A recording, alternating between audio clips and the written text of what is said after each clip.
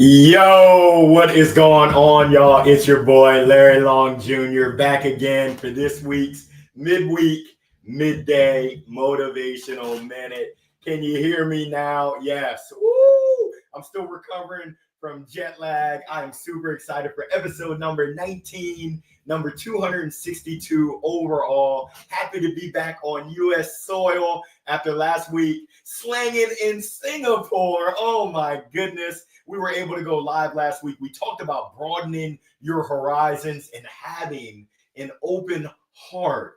Having an open heart to new connections, to new cultures, to new people, new cultures, relationships. Oh, I am just buzzing. I'm also struggling from, I guess they call it jet lag, but I've got this thing. I'm gonna call it joy lag.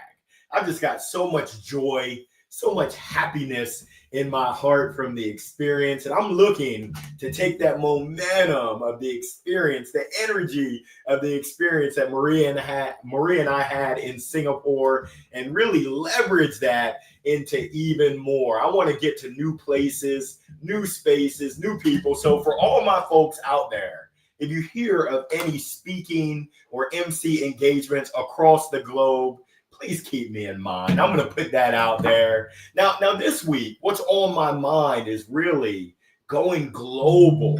What happens when you take yourself globally around the world, expanding your radius, your mind, your perspectives, taking your body out of wherever you are. And I got to tell you, you don't have to have a passport. It certainly is nice. But you don't have to have a passport or travel out of the country to expand your horizons. I gave y'all some homework last week, and that homework was to do one thing outside of your comfort zone, to intentionally put yourself in a space that you might not normally be in. And I just want you to experience the growth, the opportunity to really learn about yourself and about others. Now, I can tell you that getting out of your comfort zone geographically, it certainly unlocks a whole lot of growth, both personally, professionally, relationally. If you're traveling with someone, I had my better half, Maria, with me, and it just opened us up to new viewpoints, new ideas, new signature experiences. And I really wanted to share with y'all some of the key learnings that I had from Singapore. The first one was really, it's all about the people. And I've always said that, but it's crazy when you get out of this world, whether you're traveling. We had a layover in San Fran. I turned around, had a 17.5-hour flight from San Fran to Singapore. It's about the people. And it's crazy. Well, not crazy, but it's wild to think that everyone we met, for the most part, was so kind, so generous. They just had a giving spirit. And I guess they say like attracts like.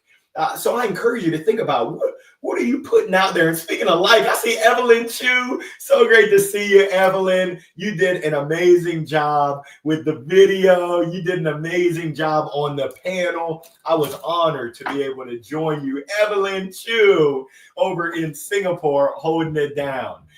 In terms of people, I got to give props. I got to say thank you for the relationships that I have.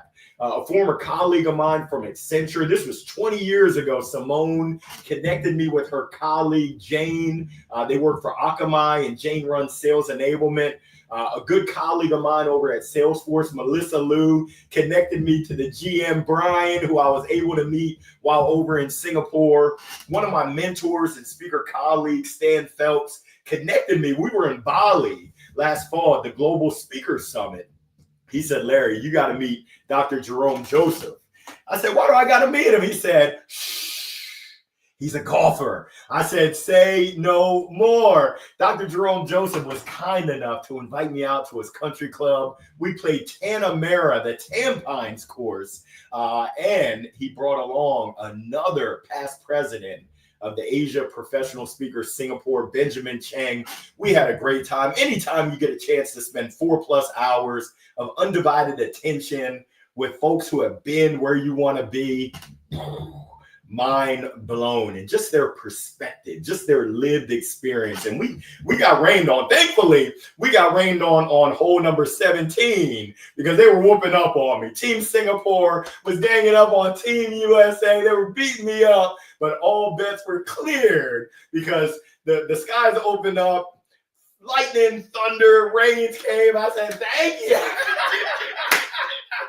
But we had an amazing time. Another lesson I learned is that there's so much common ground and shared values. We're the same, kind of, sort of, but we're also different. But I can tell you that when it comes to family, when it comes to relationships with friends, when it comes to us all wanting to experience joy and happiness, as well as just that spirit of serving others, it was crazy to see the similarities between the Singaporeans as well as us Americanos, the genuine hospitality. The thing about the country that I really appreciated was the safety and security. I got to say thank you to Melvin, who served as our tour guide. One day he took out of his busy schedule just to show Maria and I around. We went to the food market, the food center. I think Bill Gates was at one of the food centers yesterday. We weren't at that one. We were at the, I can't even think of the name, but it was nice. He said, hey, just put your stuff down on the table. You can even leave your cell phone. I said, say what? I know my ears are bad. He said, yeah, you can put your cell phone down, go and get your food and come back and it'll be there. I said, I don't know if I trust you on that. I said, I'll leave my notebook and hope it still stays there. But he was like, hey, that's just how we roll. We don't do things like that. Plus, there's cameras everywhere, and the penalties for thievery, off with your hand. I don't know if they take off your hand, but he said, hey, it's safe here. I said, wow, I like this place right here. There was such a sense of order. And he took us through the URA, the urban planning, where he shared that just the intentionality of how they built the country, the water reclamation, how they built up the country and how they continue to do that with intention. Also, just seeing the supportive community, being able to tap in to the professional speaker community. And really, it was the Singaporeans as well as the Australians, folks from Malaysia, the Indian contingent, folks from Europe, Spain, all over. It was absolutely amazing. Just folks open to sharing their knowledge, their experiences, their insights, their strategies, their tips, as well as their networks, which, it is super powerful. Now, for you, I just want you to know, you don't have to have a passport to think bigger. No, you don't need a passport to dream big. And I share this all the time for you to dream big. No, not big enough. Dream bigger. That's my encouragement for you. I want you to broaden your horizons, but you got to be open to opening up your mind as well as opening up your heart to what's possible. So yes, new places gives you new perspectives. How can you put yourself in new spaces, new places to be able to gain those new perspectives? When you get comfortable with being uncomfortable, I think they call that discomfort, it opens it up for your growth. And with that growth, you can light the flame to fuel even greater growth. So my question is, what you gonna do? Knowing it ain't doing. We know what we're supposed to do. I know that I'm supposed to mix in a salad. I know that it starts, that six-pack abs. I see you, Kato. Six-pack abs starts in the kitchen. But you ask me what time it is. Yeah.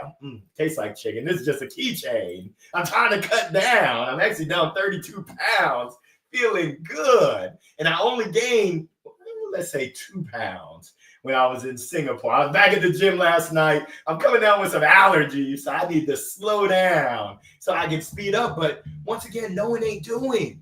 So what are you going to do? When you go global, you see so many different things. It turns into that relatability to know that this whole worldwide world that we live in, there's so much opportunity that's knocking. I encourage you, in the words of the great philosopher Bob, get up, stand up, and go somewhere. preferably internationally, but even nationally. I see my brother Frank Kitchen. We're going to welcome him from Arizona in a few weeks here in North Kakalaki. I cannot wait because he's got new perspectives. He's open to sharing his successes and what he's cooking up and how he drops the mic. What are you doing?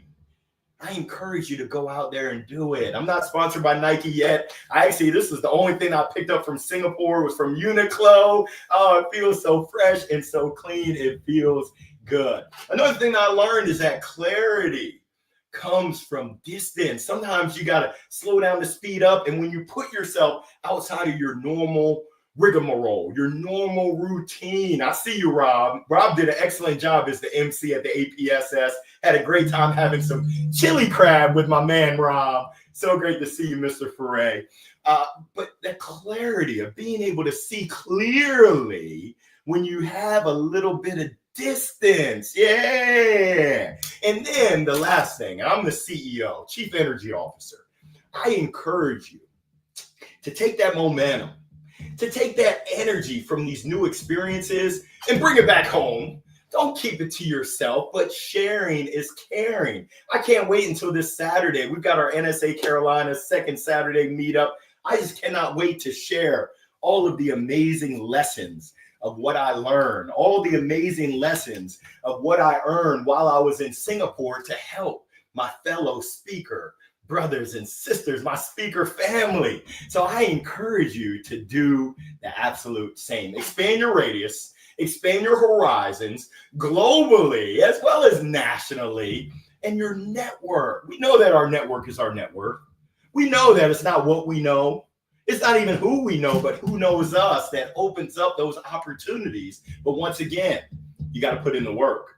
I know that Frank and I had that conversation about how he's trying to make Global Speaker Summit in Cairns. Rob, I hope I pronounced that right. It's not Cairns. They'll take off our hands if we say it like that. But in Cairns, Australia, the Great Barrier Reef. I got it on my vision board. My wife and I are talking because I want her to be able to roll with a brother. We're trying to make it happen where the kids can come as well.